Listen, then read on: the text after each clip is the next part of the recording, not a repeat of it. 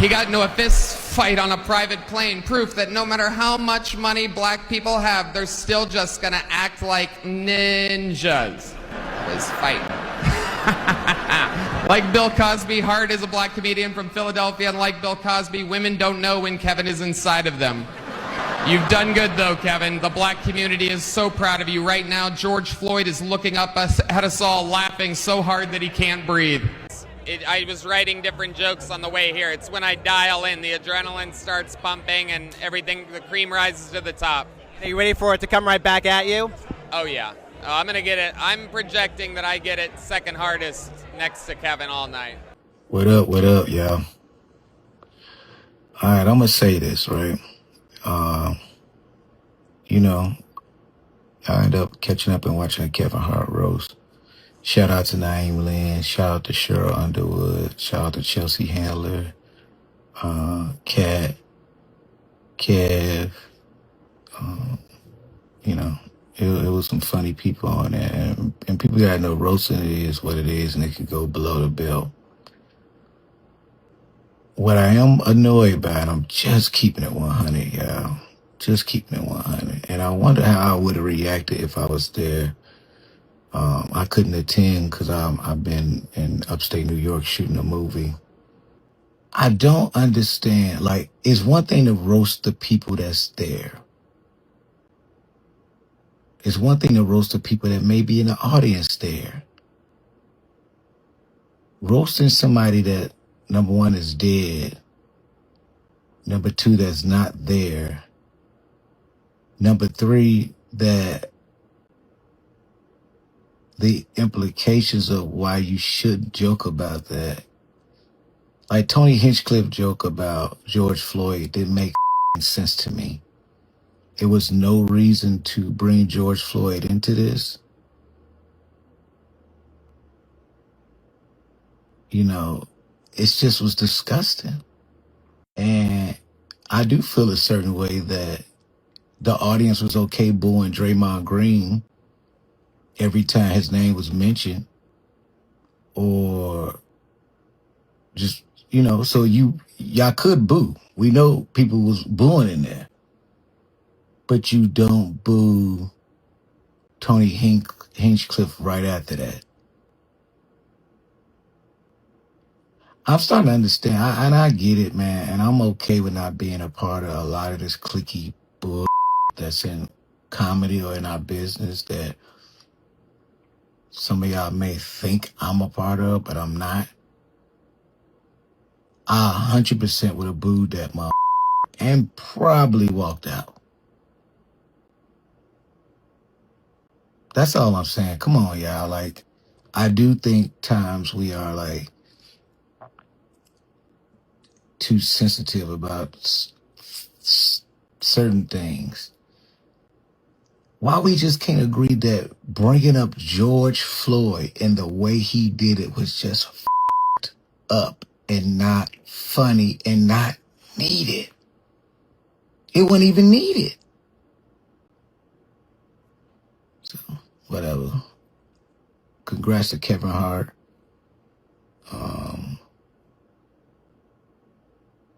But man, I ain't like that. TMZ here. What up, girl? You look fantastic. She ready. You look so good. So you have like 30 seconds to chat really quick? Yeah. So talking about Kevin Hart roast, right? Yes, it was so much fun. So Lonnie Love didn't think so. Lonnie Love was like, you know what? It's exhausting. It's edgy. Specifically about the George Floyd joke. What are you thinking? Is it just comedy? Should they have been a little less... I think it should have been shorter. The show was too long. Okay. I mean, I was sitting there the whole time. I had to pee. Something I didn't hear the George Floyd joke because I had to pee so bad.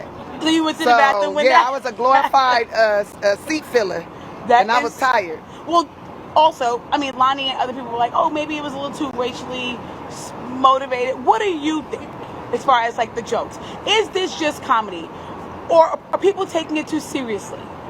Is this all comedians saying it that wasn't invited? Thanks, Miss Haddish. Ciao. A lot of people say Kevin's movies are formulaic. Yeah, maybe formula. That's why.